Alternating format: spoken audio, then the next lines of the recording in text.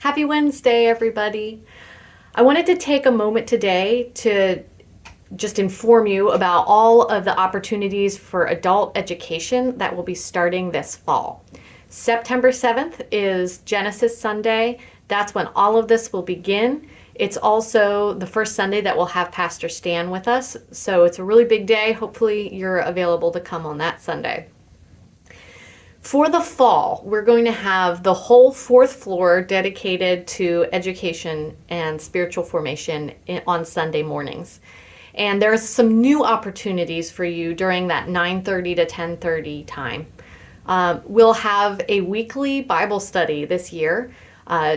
John Dame has agreed to lead that study, which will be based on the lectionary, so it'll match up with the scriptures that we'll be reading in worship as well.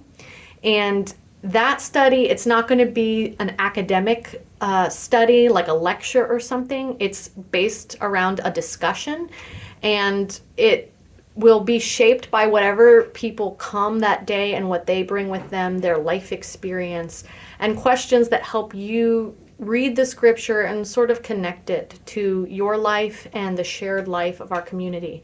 So the focus will be on listening to one another, hearing different viewpoints and perspectives, and looking at scripture as a guide and a format as we take these ancient stories that were meaningful to people and understand why they still have meaning for us today.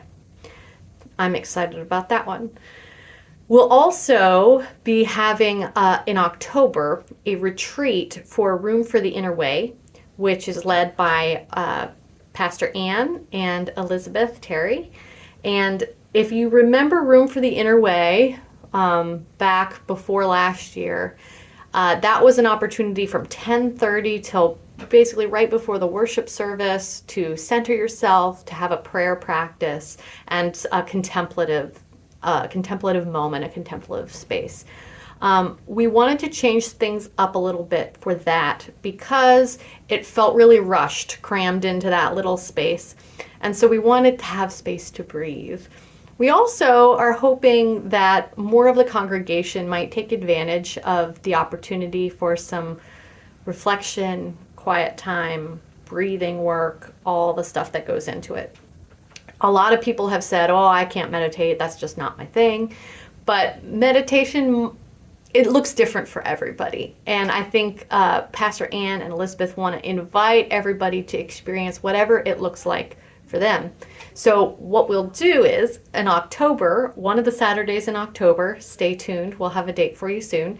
There will be a retreat on a Saturday morning for several hours of just different practices. And after that retreat, there will be monthly sessions led by Pastor Ann or Elizabeth in that room upstairs. But the room will be open from September 7th through for every week after that. So if you already do contemplative practice on your own, if you just want a quiet space to think and pray and breathe, then we invite you to use that space for that. We also will have adult forum, as we always do. That'll be in the adult education room. All of this is taking place on the fourth floor, by the way. The adult education room used to be the bell room. And some of the things that'll be happening this fall will kick off with the Ecology Action Committee with a 2-week series on environmental justice issues.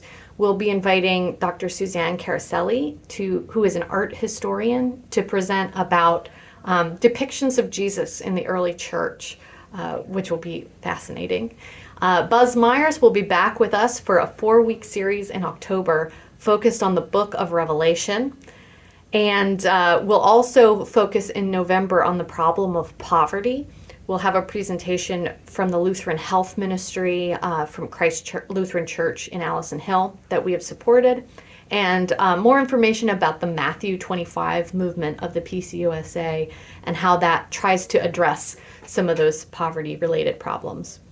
And then Advent will be an awesome book study with me on the book Advent in Plain Sight, and we'll have more information about that closer to the time. If none of that sounds interesting to you, I still invite you to come up to the fourth floor because we're going to have a coffee cart and maybe some goodies.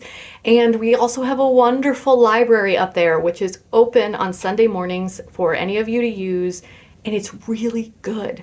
Most church libraries have like really old, crusty books that are out of date or just not good reading. That's not the case with Market Square's library. It is awesome. There's lots of new stuff, very relevant, timely material, and it's interesting. So if you also just want to come up and read and have some time by yourself away from the world, the space is for you. Also, if you just want to come up and socialize and drink coffee and talk and eat snacks, I hope you come upstairs. I'm excited about the fall, and I hope to see all of you plugging in one way or another to the life of our church.